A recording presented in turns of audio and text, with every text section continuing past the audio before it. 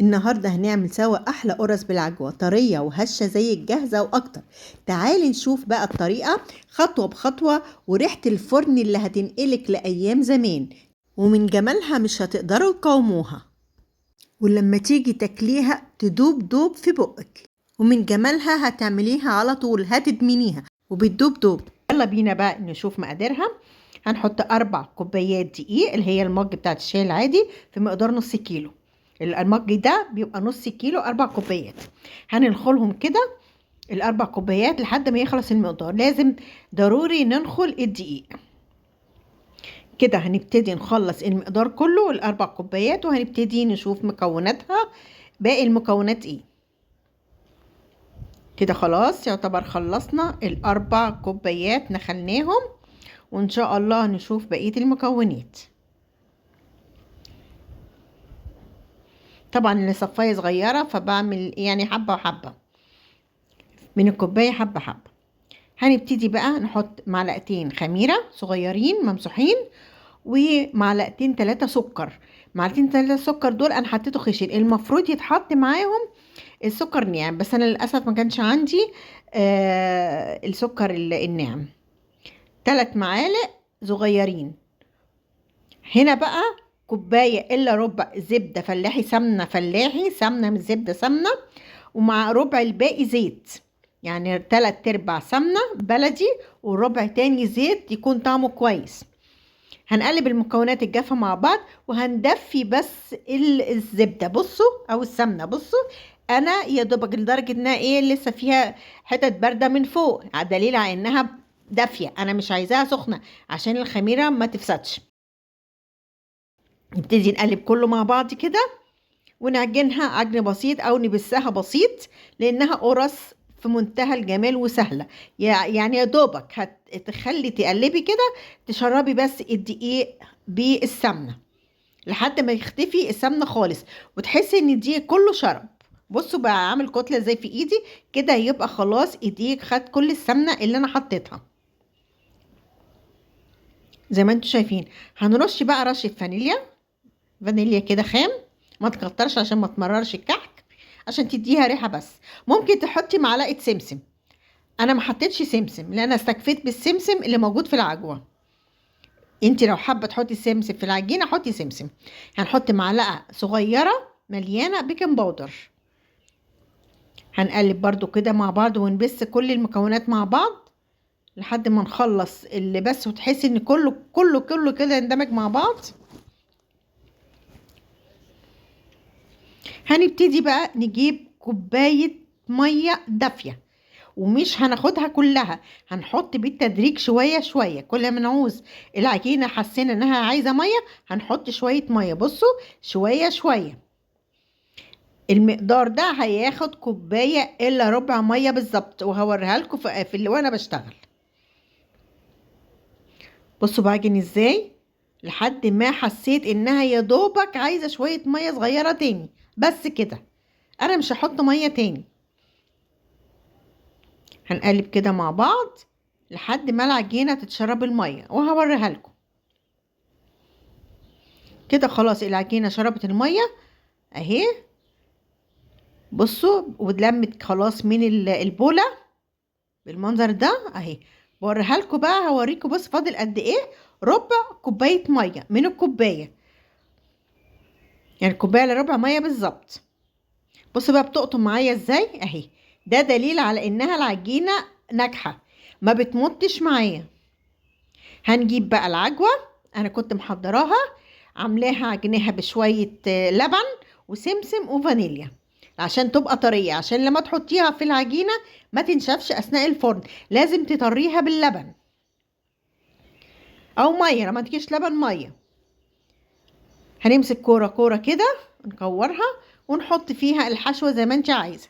عايزة العجوة قليل، عايزة العجوة كتير، زي ما انت عايزة. هي كده كده مش هتنشف معاكي في الفرن. بصوا اديني عملت واحدة.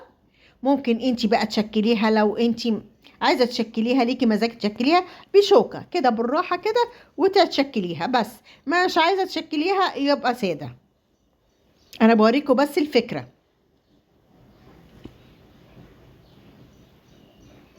بصوا هنحط العجوة اهي، بصوا طرية ازاي في ايدي اهي، وهنلم الكورة وهنبتدي نلفها ونبططها بسيط. وهجيب بقى شوكة اوريكم هنعمل ايه،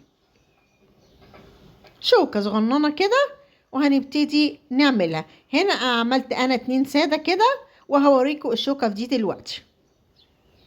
لو انت عايزه تشكلي وانا كمان يعني هي مش مستاهله انك تشكلي اصلا، لانها قرص بسيطه كده مش محتاجه حاجه.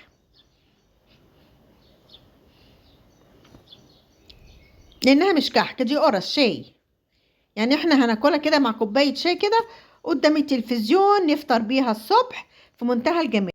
انا هنا بقى جبت شوكه زي ما قلت لكم، بص بعملها ازاي اهي، مع انها مش مستاهله خالص لو انت عايزه ليها شكل، بس انا فضلت ان انا اعملها ساده. بس انا بوريكم الفكره زي ما انا قلت لكم. هنخلص المقدار كله بالطريقه دي لحد ما العجينه كلها تخلص. هنكور برضو واحده تانية بوريها لكم، وهنحط فيها العجوه وهنشكلها.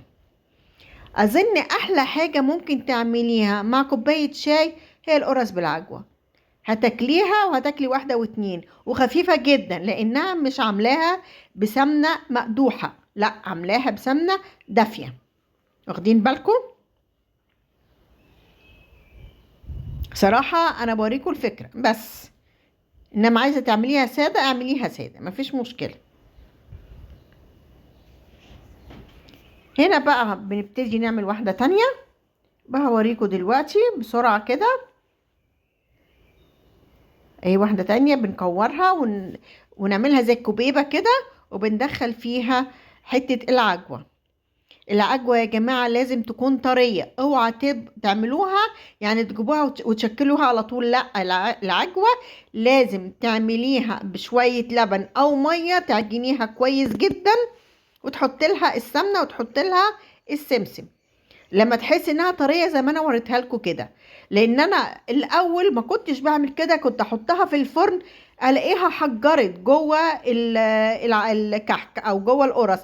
دي لازم مع التجربه، انا بقول لكم لما جربتها بالطريقه دي طلعت في منتهى الجمال، لا بتنشف ولا بيجرى لها حاجه.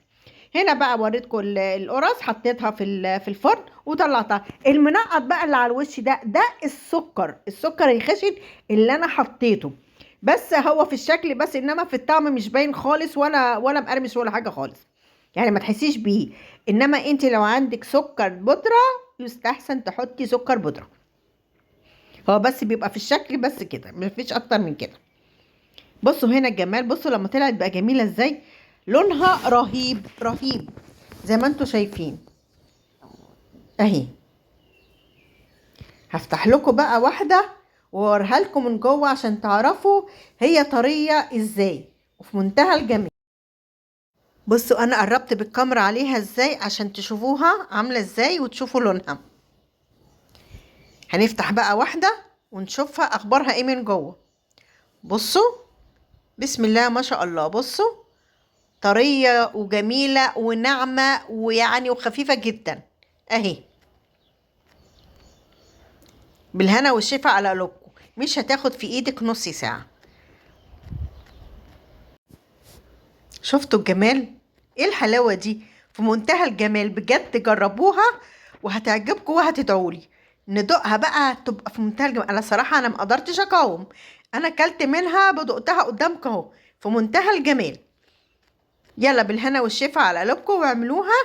ولو عجبك الوصفه ما تنسيش تعملي لايك وتشتركي في القناه علشان يوصلك كل جديد مني، واستني وصفات اكتر واحلى قريب جدا ان شاء الله. والسلام عليكم ورحمه الله وبركاته.